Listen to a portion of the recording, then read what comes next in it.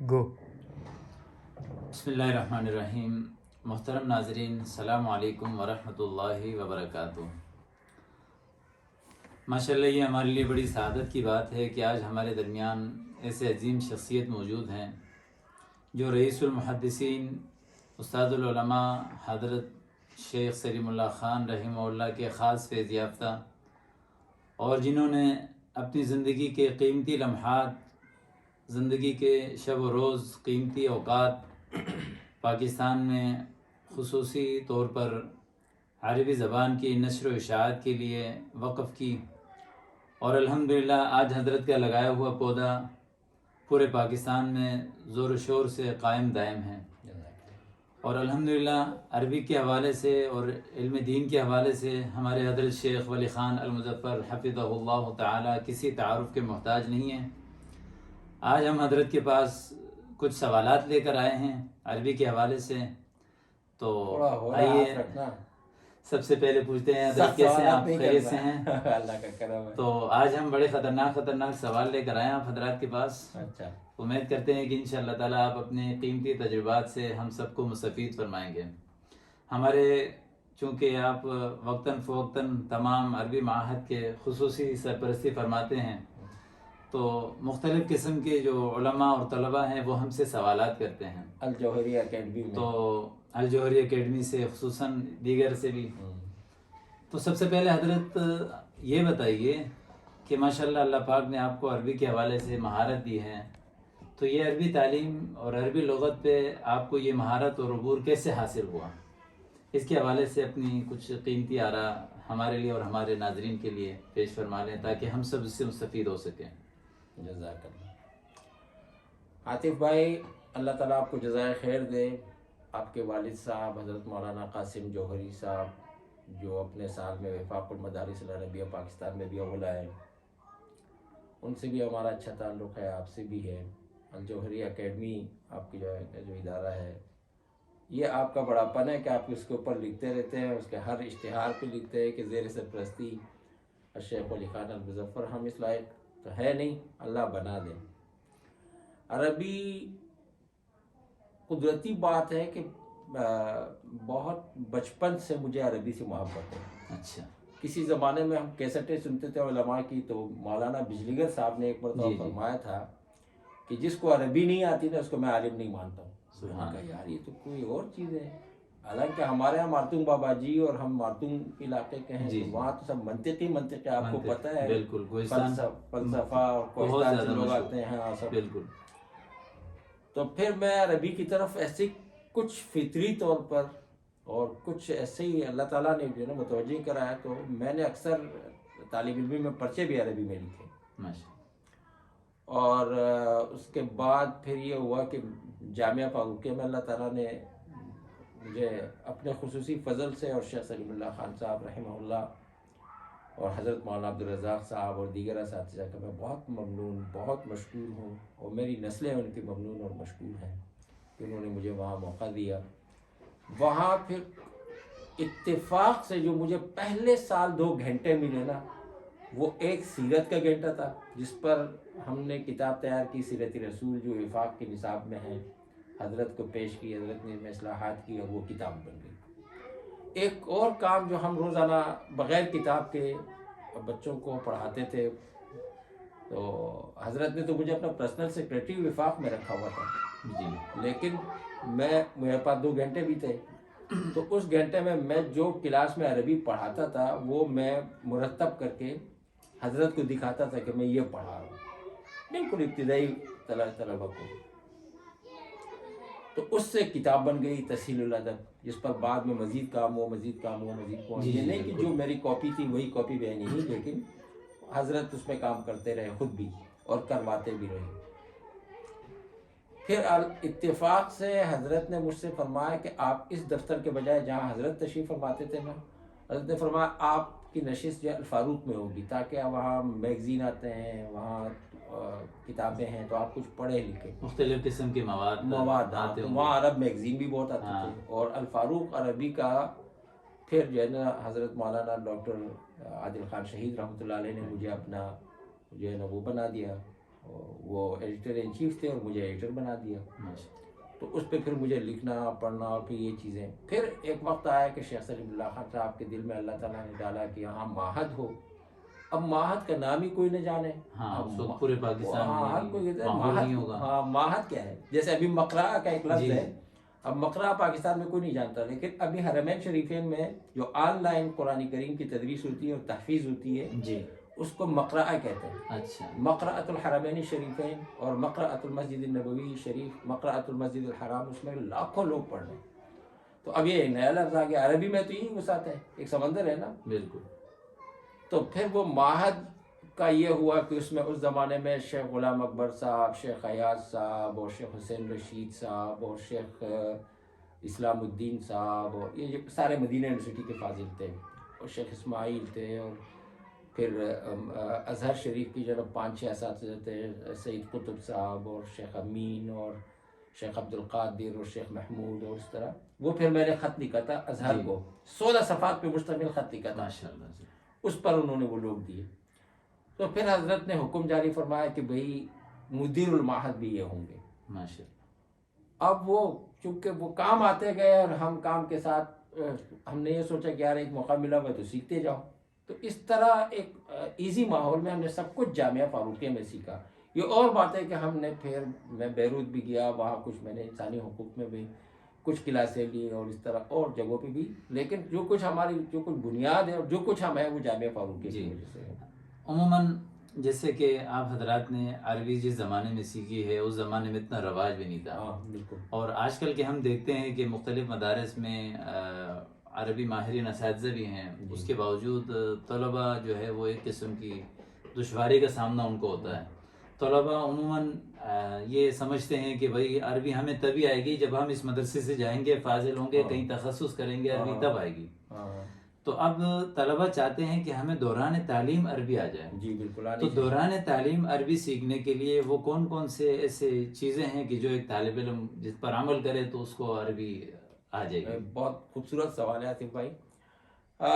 میں سمجھتا ہوں کہ یہ طالب علم کو بھی اس پہ توجہ دینی چاہیے جی. اور ہر مدیر التعلیم، ناظم تعلیمات کو، اور ہمارے تمام محتممین حضرات جو ہمارے بھائی ہیں، دوست ہیں اور ہمارے بزرگ ہیں، ان کو بھی اس پہ توجہ دینی چاہیے کہ نورانی قاعدہ جو ہے نا، جی جی، یہ ہم سمجھتے ہیں کہ نورانی قاعدہ صرف ناظرہ کے لیے ہے. نورانی قاعدہ بنیادی طور پر عربی کی طرف لانے کی طرف، جیسے اردو کا قاعدہ ہے، اسے اردو پڑھنا لکھنا ہے، اردو زبان سے پہلے اردو کا. اسی طریقے سے نورانی قاعدہ اسی لیے ہے کہ آپ کو عربی پڑھنا لکھنا ہے تاکہ آپ قرآن پڑھ سکیں. بالکل.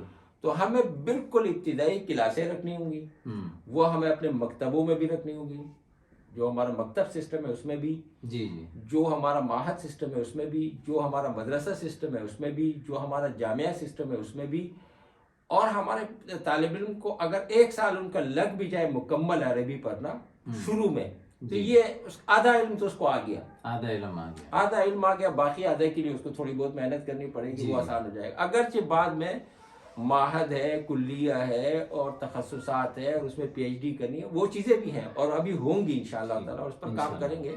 لیکن جو بنیادی چیز ہے وہ شروع میں 1 سال لگا دیں جی، اور اس پر توجہ کی ضرورت ہے. اچھا ایک بات آپ کو اور بتاؤں، وہ یہ کہ جب ہم نے یہ کام شروع کیا اور ہم کہتے تھے ہم تعریب پاکستان کریں گے، پاکستان کو عربی ملک بنائیں گے، تو یہ لوگوں کو اچنبے کی بات لگتی ہے، لیکن یہ اچنبے کی نہیں ہے، کیونکہ اقوام متحدہ نے عربی کو سرکاری زبان تسلیم کی ہے اور ہم اقوام متحدہ کے رکن ہیں.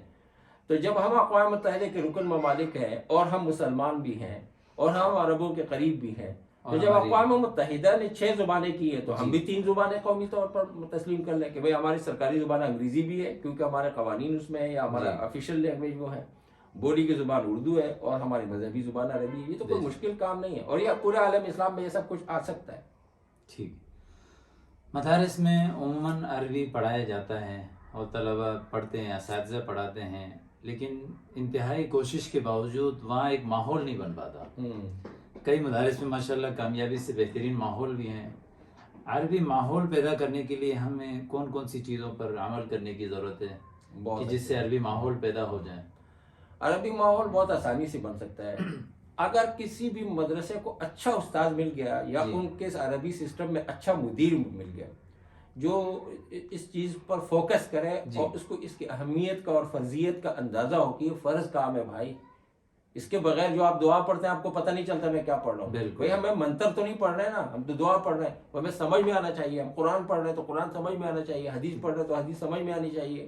ہم فقہ اور نحو اور صرف پڑھ رہے ہیں, معنی اور بلاغت پڑھ رہے ہیں جی, تو ہم قانون کے طور پر تو وہ پڑھ رہے ہیں بالکل, لیکن اس کی تطبیق اور پریکٹیکل میں نہیں لا رہے. تو اس پریکٹیکل کے لیے اگر مدرسوں میں ایسے اساتذہ ہوں کہ جو اس پہ فوکس کرے, تو جامعہ فاروقیہ میں آپ نے دیکھا کہ مکمل عربی بولی جاتی تھی, پورے مدرسے میں عربی بولی جانے لگی. لیکن جیسے جامعہ الرشید میں یہ ہوا, اور ابھی جامعہ فاروقیہ فیز 2 میں بھی یہ ہے. اور ہماری جو جامعہ ہے جامعہ اللغۃ العربیہ المفتوحہ, اس میں آن لائن پورا سسٹم ہے. آپ ہمارے کسی بھی طالب علم یا طالبہ سے گفتگو کریں آپ دنگ رہ جائیں گے. مولانا عبد المجید صاحب جو ناظم وفاق ہے, انہوں نے کہا کسی ایک بچے سے میری بات کرے, تو ہم نے ایک بچی سے بات کرے, انہوں نے کہا استاد جی یہ نہیں, جو میرے شاگرد بھی ہے, بالکل, انہوں نے کہا یہ نہیں جو عرب دنیا میں کوئی رہی ہے یا کوئی عربی ہے, جو اجمی ہے. میں نے کہا بھائی یہ اجمی ہے, یہ شہزاد کوٹ کی ہے ماشاءاللہ.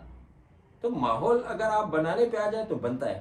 اس میں حکومتوں کو بھی کام کرنا ہوگا کہ حکومت کم سے کم, جیسے انگریزی ایک لازمی زبان ہے, کمپلسری ہے نا, بالکل, ایسے میٹرک میں نے اس پر کام کیا ہے. جب عمران خان صاحب سے بات کی تھی, حضرت مولانا فضل الرحمان صاحب سے بات کی تھی, شہباز شریف کے پاس گیا کہ عربی لازمی کر دے کم سے کم اس میں میٹرک میں, اور انہوں نے وعدہ بھی کیا اور اس پر کام بھی ہو رہا ہے. الحمدللہ ہو کے رہے گا, یہ نہیں کہ نہیں ہوگا, ہاں ہو کے رہے گا, ہم چھوڑیں گے نہیں. ہم نے ایک ایسی جماعتیں تیار کی ہے کیسے نہیں, الحمدللہ ہمارے پاس ایسے خوبصورت قسم کے تارے اس آسمان ادب میں پیدا ہو گئے ہیں کہ وہ چھوڑیں گے نہیں, وہ پیچھا کریں گے. ان میں ایک آپ بھی ہیں. تمام عربی پڑھانے والے جانتے ہیں کہ آپ ماشاءاللہ ہر ایک کی فردن اصلاح بھی کرتے ہیں, سرپرستی بھی کرتے ہیں, اور ہماری بھی آپ نے ماشاءاللہ ہر قدم پر سرپرستی فرمائی. اللہ پاک آپ کو جزائے خیر عطا فرمائے.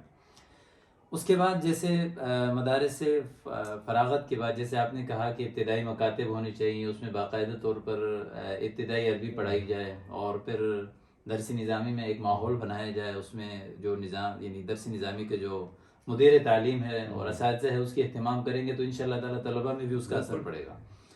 تو سب سے پہلے ایک چیز ہے بنیادی طور پر طلبہ اکثر پوچھتے ہیں کہ استاد جی ہم پہلے عربی املا سیکھیں یا عربی بول چال سیکھیں؟ عربی بول چال سیکھیں.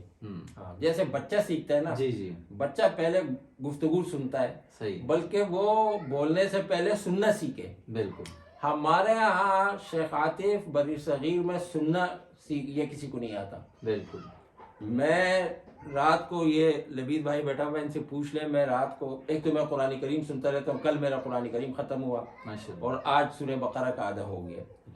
میں قرآن کی سماعت کرتا ہوں, خود تلاوت بھی کرتا ہوں, لیکن سماعت کرتے کرتے کرتے کرتے قرآن ختم کرتا ہوں, پھر کرتے کرتے کرتے ایک قرآن ختم کرتا ہوں. ایسے ہی میں ابن القیس, لبید, طرفہ, عمرو بن کلثوم, اور پھر جو ہے نا علامہ بوصیری کا قصیدہ بردہ, پھر تمیم برغوثی کا قصیدہ بردہ, احمد شوقی کا قصیدہ بردہ, اور کعب بن زہیر کے بانت سعاد, یہ میں سنتا رہتا ہوں. سننے کا ہمارے یہاں پاکستان میں نہیں ہے. میں آپ کو دعوے سے کہتا ہوں, چیلنج کرتا ہوں کہ کوئی بھی گزارے والا عالم ہے یا کوئی بھی تعلیم یافتہ آدمی کوالیفائی بندہ ہے اور وہ روزانہ 5 سے 10 منٹ الجزیرہ سنے لائیو, اس کی عربی پکی ہو جائے گی ماشاءاللہ. سننے کا عمل پہلے کریں, سننے سے بولنا آ جائے گا, بولنے سے لکھنا بھی آ جائے گا. لکھنا آ جائے گا, جزاک اللہ. اس کے بعد جیسے مدارس سے فارغ ہونے کے بعد جو تخصصات ہیں عربی کے, مختلف مدارس میں عربی تخصصات چل رہے ہیں, جیسے ہم لوگ بھی آن لائن کرواتے ہیں, تو اس عربی تخصصات کے حوالے سے آپ کی کچھ قیمتی ارشادات کے کیا ہونے چاہیے اس میں؟ عربی تخصصات میں اور تمام تخصصات میں جو میری رائے ہے وہ یہ ہے کہ اس میں ہمیں گائیڈ کرنا چاہیے طلبہ کو.